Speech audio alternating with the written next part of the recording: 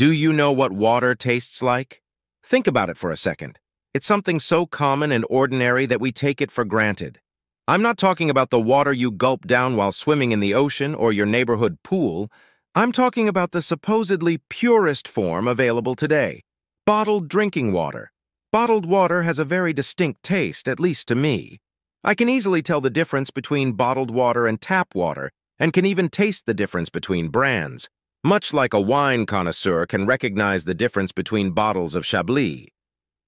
I can also tell how long ago a bottle was opened. There is something about the flavor, or lack thereof, that makes the taste unforgettable. And it's not some weird superpower, it's just a quirk that I've begun to appreciate over the years and much more recently. My friends and family don't know about it, and I haven't even told my wife about it, and that's my story. Last year, Lauren, my wife, started buying these little spritz bottles of flavoring to add to her water bottles. The flavoring was supposed to add zinc to plain water. Personally, I don't like it very much. It tastes to me like someone spitting out chewing gum into a bottle and shaking it up. Anyway, she decided to try them out on me. I tried it and told her that I prefer pure water. She didn't get the joke because she continued to surreptitiously add a flavored substance to the bottles from time to time. This periodic tinkering has been going on for a couple months now. I try to be polite about it, but when she's not looking, I change the water to unflavored water. And then, at our annual summer barbecue for the whole neighborhood, something happened that I didn't expect. While I was working 3 stoves and not paying much attention to anything but steaks and burgers, Lauren walked by me and shoved a bottle of water in my hand. When a party is held at our house, I don't like to drink alcohol, so I carry a bottle of water with me all night. Without really thinking much about it, I took a sip and realized it was one of her flavored ones. I didn't take a sip, but bent over to check the propane tanks and spit it all out so no one would see. I didn't spit it out because of the blackberry flavor, but because of something else I didn't recognize. There was a faint metallic taste along with a hint of something that resembled sulfur. I didn't know what it was, but I definitely wasn't going to swallow it. I left the bottle between the propane tanks and moved on to cooking. But for some unknown reason, an alarm went off in my head. As nonchalantly as possible, I looked around at those gathered in the backyard, smiling and continuing to cook. Everyone was either deep in conversation, stuffing their stomachs, or bouncing around in the pool. Everyone except Lauren and Bob. They were sitting on a chaise lounge and furtively watching me. I wonder what for, I thought. They seemed to be having some kind of serious conversation, glancing at me from time to time. And how had Bob gotten here? I don't remember inviting him. Bob is one of Lauren's co-workers who lives a few blocks away and has been showing up at every event we've been to as of late. I never thought much of him until today. The anxiety continued to howl. When all the steaks were served and the burgers were spread out on a plate on the picnic table, I turned off the burners and closed the lids.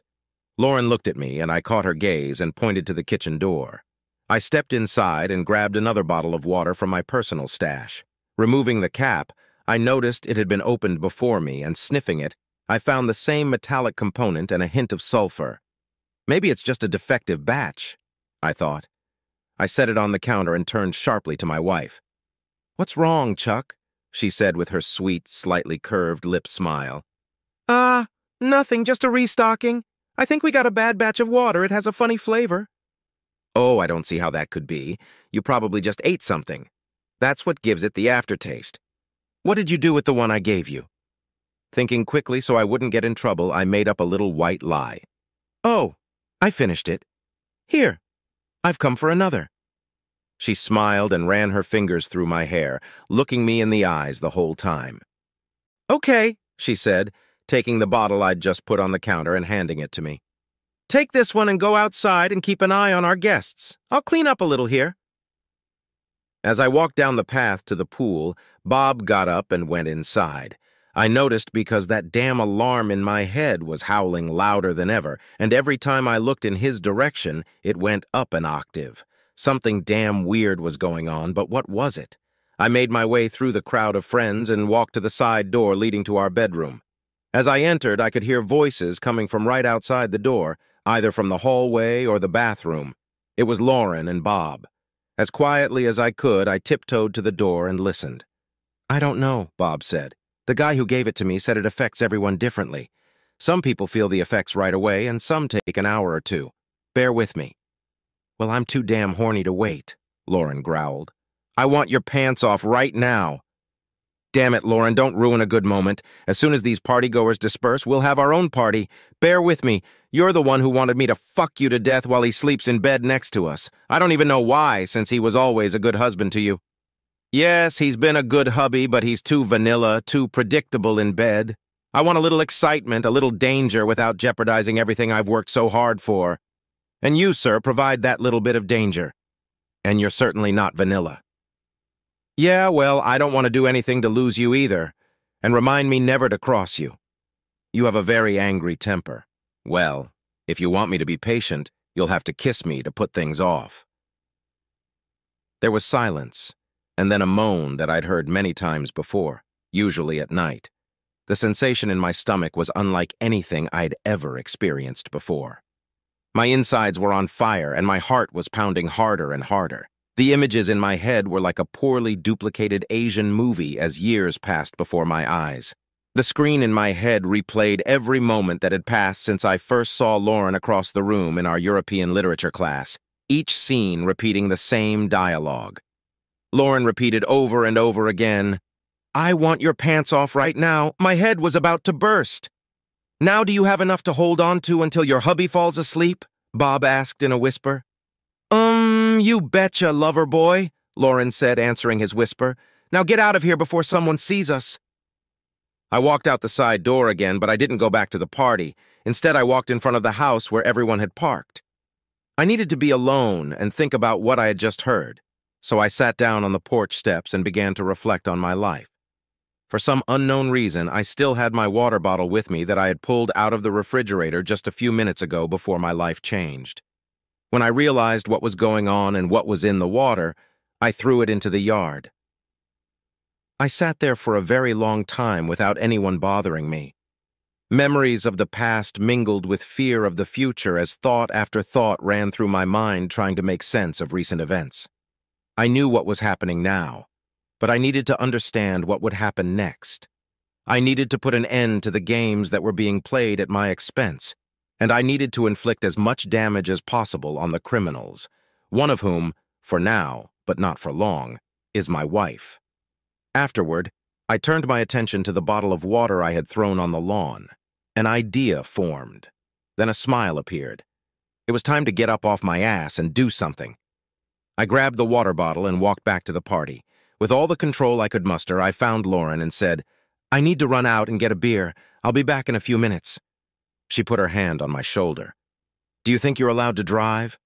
I looked at her and said, "Yes, I haven't drunk anything but water after all. I'll be right back." I turned around and left her standing there. As I closed the garage door, I caught a glimpse of Bob approaching her. In the garage, I poured half the water bottle, added a couple of extra ingredients, gave it a good shake, and put it in the cup holder on the center console. I had to stop at the drugstore before going to the liquor store.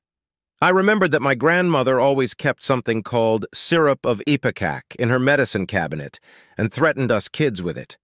I never dared to cross my grandmother because I knew what ipecac syrup was for. Now it was perfect for my situation. When I reached the liquor store parking lot, I rinsed a gulp of water from the bottle out of my mouth.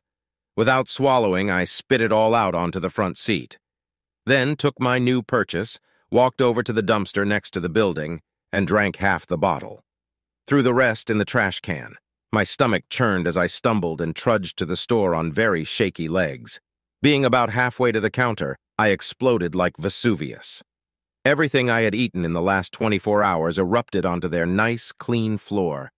I collapsed and curled up in a ball, shaking like a leaf in the wind.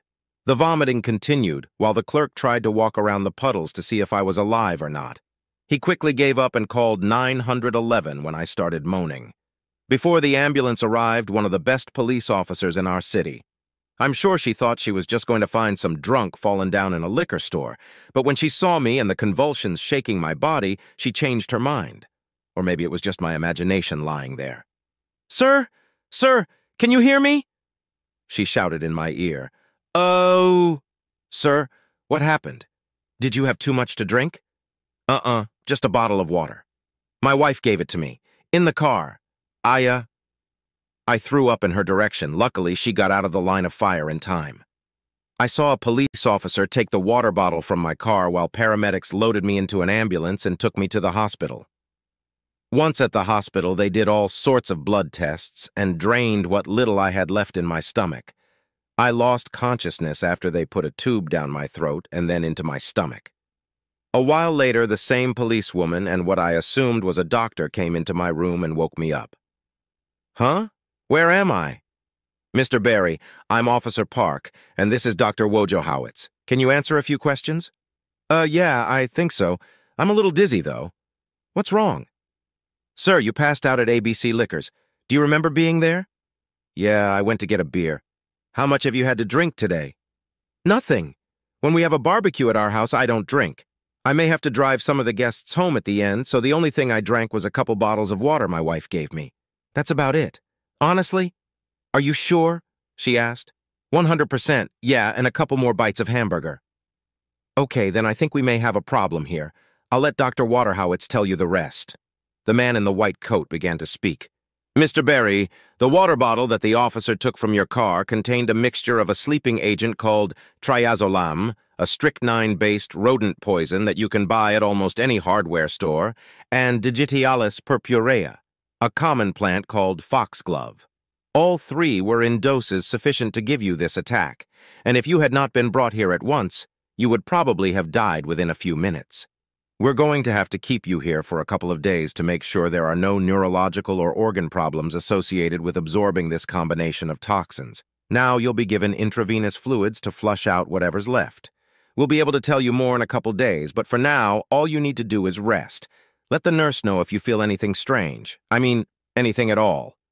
And Mr. Barry, I have to say you're a lucky man. Luckily, your body rejected the toxins. Otherwise, we wouldn't be having this conversation right now. Frankly, you're lucky to be alive. In my opinion, the compounding of this mixture of poisons couldn't have been an accident. Someone mixed it for you in a big way. The room got eerily quiet. Officer Pack excused herself and went out into the hallway to answer her cell phone. The doctor silently patted my arm, smiled, and walked out. I just turned away from the door and smiled too, but the smile turned into a frown when I thought of Lauren. When Officer Park returned, she looked worried. Mr. Barry, I just spoke to another officer who came to your house to talk to your wife. When he told her what happened to you, she ran out into the backyard and started screaming and yelling at one of your guests, Mr. Robert Michaels. From what the officer told me, they both accused each other of putting something in your drinking water. The relationship between the two of them turned into a fight, so the officers had to separate them. There was a lot of yelling, screaming, and other accusations that I can't talk about right now, but after they calmed down a bit, both were taken to the station. Your wife and Mr. Michaels will be questioned so we can find out how they were involved in your predicament. Depending on their statement, charges may be filed. Whoever did this to you is going to be in serious trouble. They'll be charged with attempted murder. Nothing could be more serious than that. Right now, you just do what the doctor says, rest, and don't worry about anything. I'll leave you my card, and if you have any questions or remember anything helpful, you can call me anytime. Oh, and it's safe to drink the water here. At least that's what I was told. Good night, sir. I didn't have a good night. But they had more. Epilogue. Lauren and Bob got 3 to 5 years in state prison for second-degree assault. I asked the state attorney for leniency because I didn't want revenge, just justice. They took a plea bargain when it was offered to them. Otherwise, the state would have charged them with attempted second-degree murder. Probably with good behavior, they'll be out on parole in 2 years. The guy who gave Bob the sleeping pills got 1 year for distribution of a controlled substance. He will have to walk around with an ankle bracelet for a year. Bob's wife filed for divorce after the conviction. Everyone at the party could be heard screaming with Lauren and Bob accusing each other of who put poison in my water and who fucked who. News of their affair spread quickly. I've been divorced for some time, too. The only time I talked to Lauren was a meeting 30 minutes after the verdict. She apologized about 1,000 times. All I asked her was, wasn't that what she meant by a little excitement and a little danger? I haven't seen her since. I haven't talked to Bob. I keep waiting for him to get out of jail before I have a heart-to-heart talk with him, or should I say, a talk with a baseball bat. Now, when I drink the water, it leaves a bad taste in my mouth.